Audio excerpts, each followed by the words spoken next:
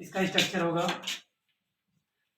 Last video में मैंने बताया था, जिसके साथ एसवी यूज किया जाता है उसके साथ हम डज नॉट यूज करेंगे, और जिसके साथ पीवी यूज किया जाता है उसके साथ हम डू नॉट का यूज करेंगे। तो हमारा स्ट्रक्चर बनेगा सब्जेक्ट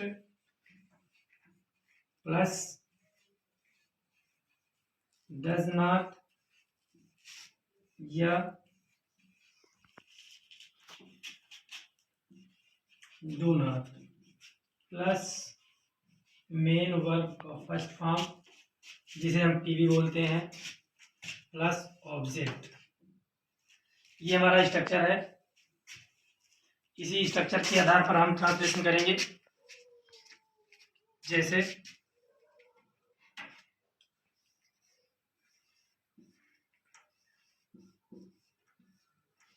घर पर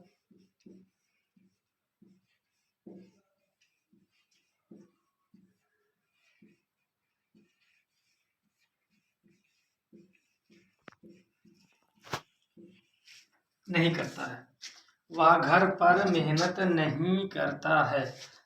तो लास्ट में साधारण से आता है, थे आता है, वो प्रेजेंट इंडेफिनिट टेंस कहलाता ही है।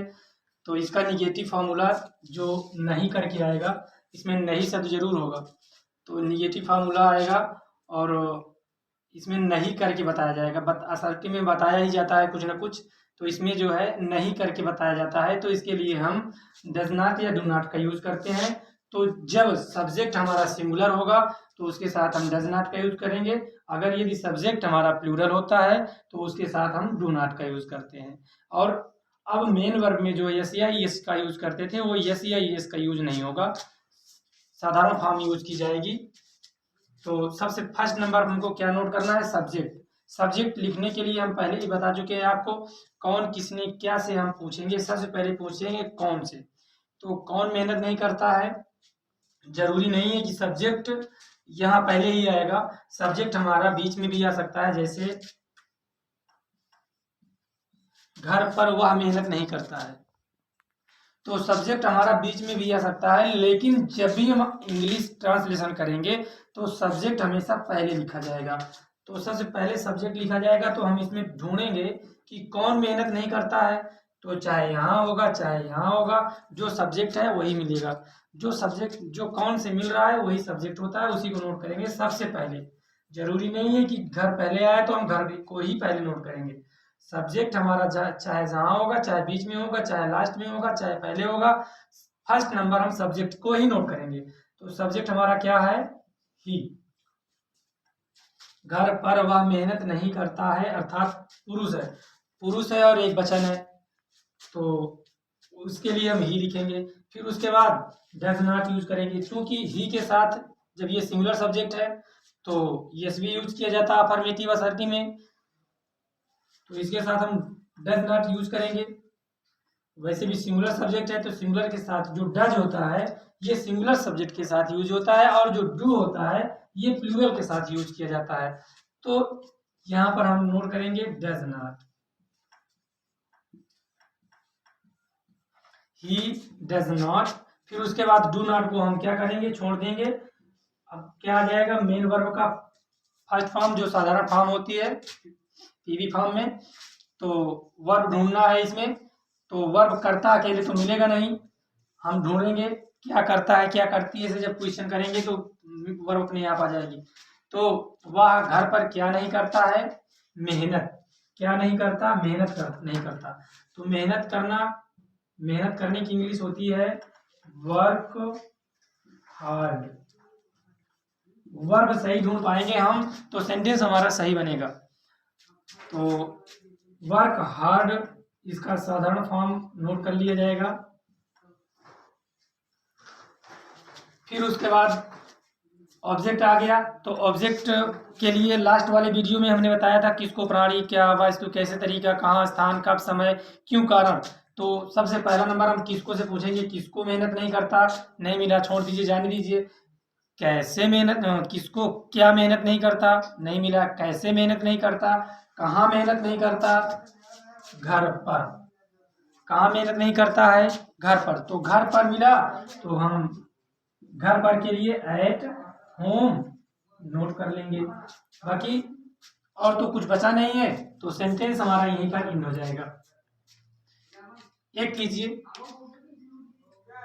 एक सेंटेंस दे रहा हूं, जैसे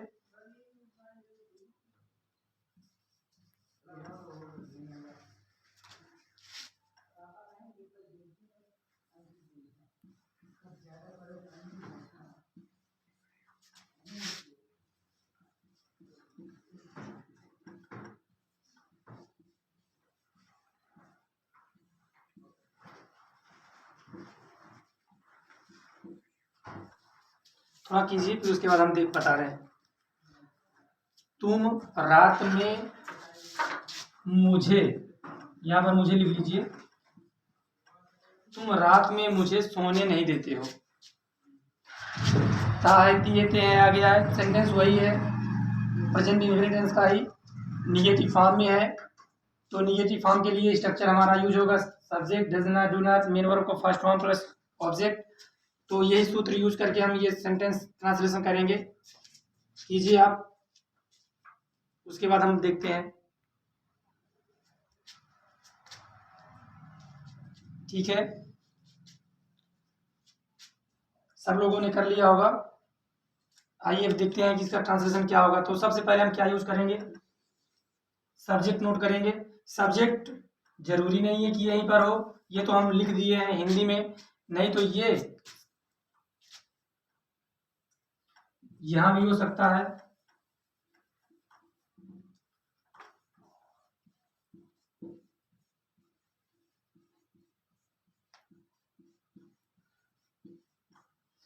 रात में तुम मुझे सोने नहीं देते हो, तो सब्जेक्ट हमारा कहीं भी हो सकता है, लेकिन घबराने की कोई बात नहीं है। हमारे पास वो जो सूत्र है कौन वाला, किसको कौन और किसने, ये हमने आपको असर्टिव वाले स्ट्रक्चर में ही बता दिया है।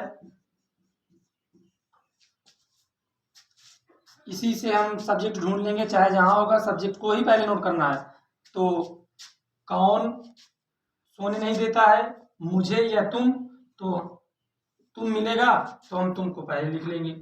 यू, यू जो होता है ये सिंगुलर फॉर्म में यूज होता है, प्लूरल फॉर्म में भी यूज होता है। सिंगुलर भी होता है, प्लूरल भी होता है, बट इसके साथ जो वर्ब यूज की जाती है वो प्लूरल फॉर्म में हमेशा यूज की जाती है।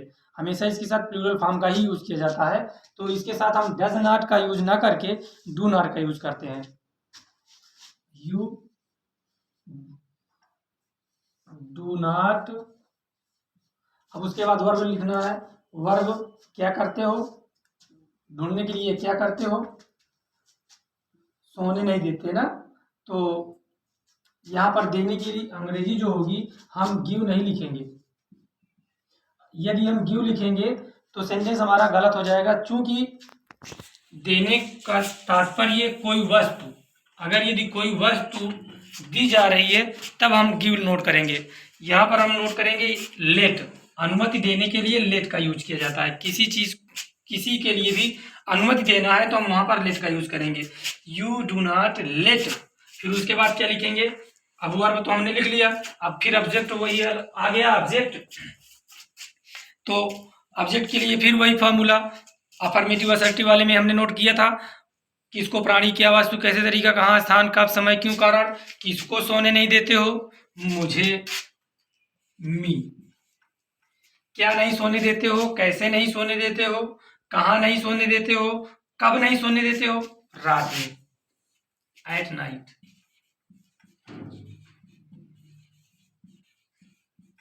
ये रहा आपका सेंटेंस। तो इस प्रकार से आप ये स्ट्रक्चर यूज करके ये ट्रांसलेशन कर सकते हैं। अभी थोड़ा सा आप को पोसेसिव केस में कुछ वर्ड यूज किए जाते हैं, जैसे अपने की इंग्लिश आ जाए तो उसके लिए हम क्या लिखते हैं, कभी कभी जो है ट्रांसलेशन करने में प्रॉब्लम आ जाती है, तो हम लिख दे रहे हैं, इसको आप लोग देख लीजिएगा। अपने की अंग्रेजी हमेशा सब्जेक्ट के अनुसार यूज की जाती है।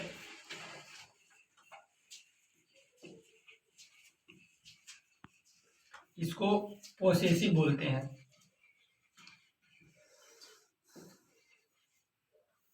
पोसेसिव केस ये हमेशा सब्जेक्ट के अनुसार यूज किया जाता है। यदि हमारा सब्जेक्ट ही होगा तो इसके लिए पोसेसिव केस हिज यूज किया जाता है।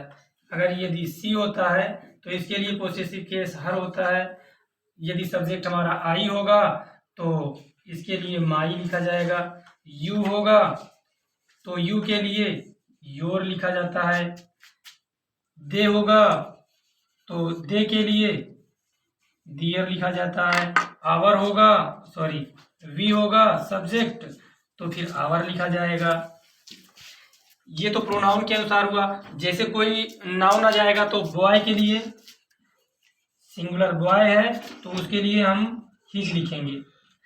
अगर गर्ल है, कोई लेडीज गर्ल लड़की है तो उसके लिए हर लिखा जाएगा।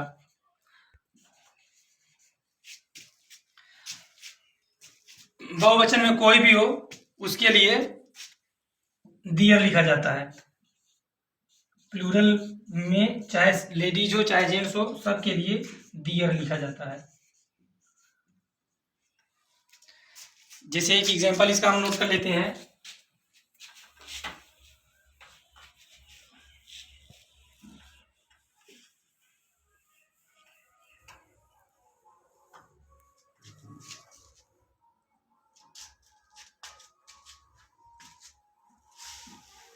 इसको आप नोट कर लीजिएगा।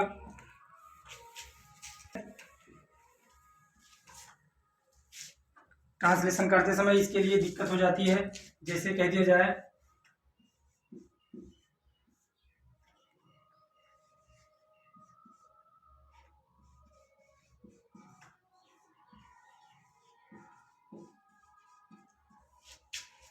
मैं अपनी किताब किसी को नहीं देता हूं। निगेटिव फॉर्म में है। ये किसी भी फॉर्म में यूज किया जा सकता है। निगेटिव फॉर्म में, इंट्रोगेटिव फॉर्म में, असर्टिव फॉर्म में, अफर्मेटिव फॉर्म में, किसी भी फॉर्म में इसका यूज किया जा सकता है। तो सबसे पहले हम क्या यूज करेंगे? सब्जेक्ट कौन नहीं देता है? आई। अब यहाँ पर आई के साथ हम आई सिंगुलर होती है।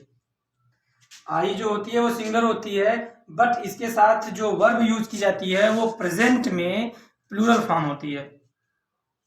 प्रेजेंट में इसके साथ सिंगुलर फॉर्म का यूज नहीं किया जाता। तो इसके साथ प्रेजेंट में प्लूरल फॉर्म होती है और पास्ट में इसके साथ सिंगुलर फॉर्म यूज किया जाता है। अगर पास्ट टेंस हम पढ़ेंगे तो उसमें देखेंगे आई के साथ सिंगुलर फॉर्म यूज किया जाता है पास्ट टेंस में।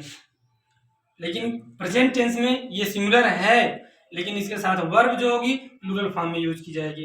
तो आई के साथ हम सिंगुलर फॉर्म यूज ना करके प्लूरल फॉर्म लिखेंगे do not. I do not.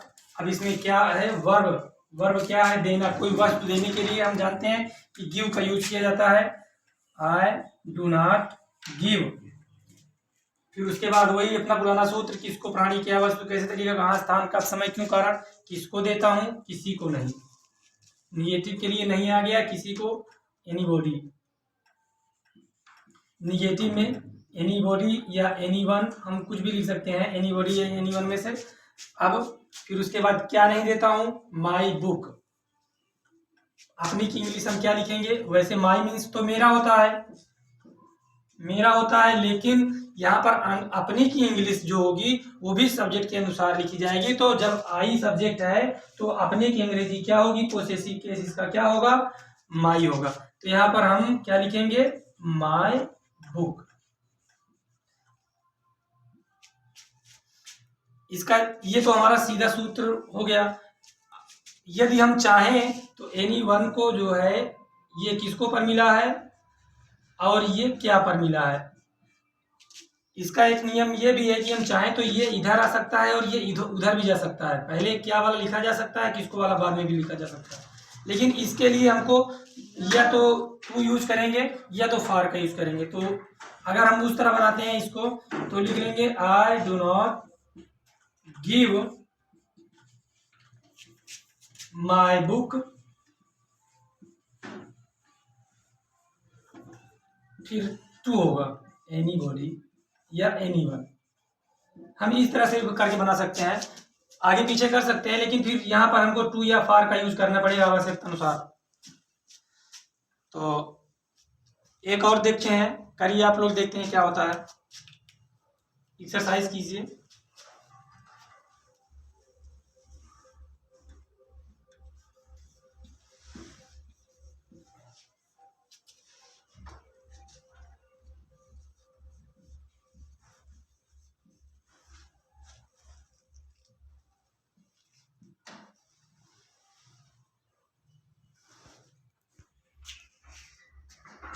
लड़के अपना बैट मैदान में नहीं भूलते हैं, ये ट्रांसलेशन कीजिए आप।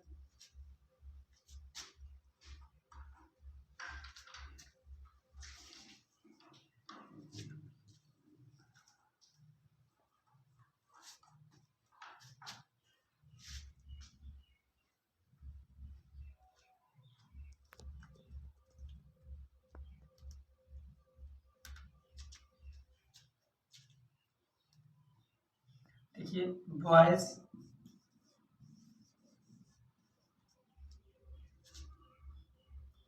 यदि बॉयज व्यापक अर्थ में है तो इसके साथ आर्टिकल का यूज नहीं होगा। अगर बॉयज विशेष अर्थ में है तो इसके पहले आर्टिकल का यूज करेंगे, द का यूज हम करेंगे पार्टिकुलरिज्ड करने पर। तो लड़के अपना बैट मैदान में नहीं भूलते हैं, तो ये पार्टिकुलरिज्ड तो है नहीं, तो इसके साथ हम आर्टिकल का यूज नहीं करेंगे। बॉयज बहुवचन है, क्या लिखेंगे? डू नॉट, भूलना forget, boys do not forget. अब अपना के लिए हम क्या नोट करेंगे? क्योंकि हम देखते हैं बहुवचन, बॉयज बहुवचन है, तो बहुवचन के लिए हम क्या यूज करेंगे? Their. Boys do not forget their bat in the field.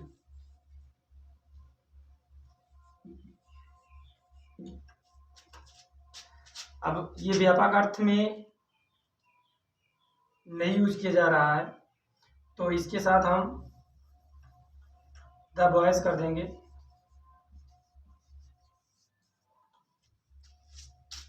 इस तरह ये बनेगा। मेन टारगेट हमारा क्या है? दियर, अपने की अंग्रेजी के लिए। ये तो रहा साधारण, जिसमें डू नॉट और डज नॉट आता है।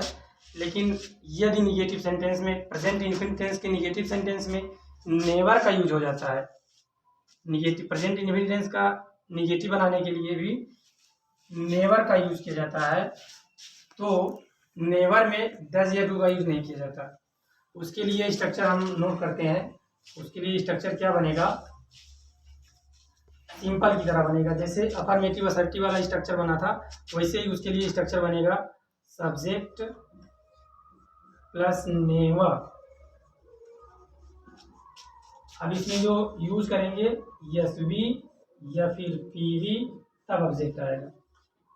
यदि नेवर का यूज होगा तो, नेवर का यूज नहीं होता। नेवर मतलब कभी नहीं, नेवर का मतलब होता है कभी नहीं। यदि कभी नहीं आ जाएगा, नेवर आ जाएगा, तो फिर उसमें डज नॉट डू नॉट का यूज नहीं करना निगेटिव में, अफर्मेटिव असर्टिव की तरह ही यूज करेंगे। जैसे वह कभी भी गाली नहीं देता है।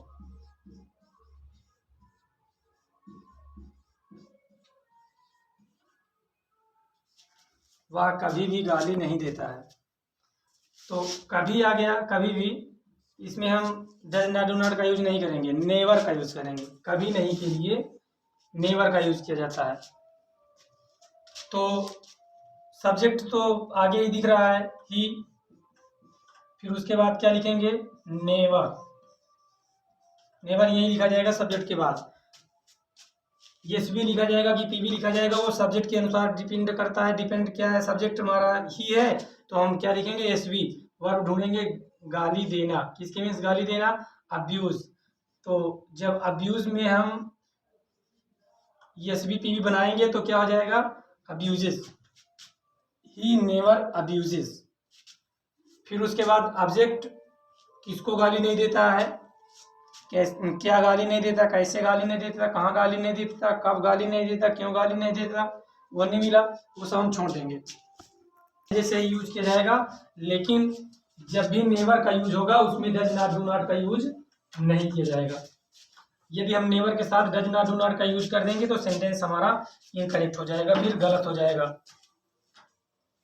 इसलिए नेवर वाले सेंटेंस में डज नॉट डू नॉट का यूज ना करके वो अफर्मेटिव असर्टिव वाला सूत्र यूज करते हैं।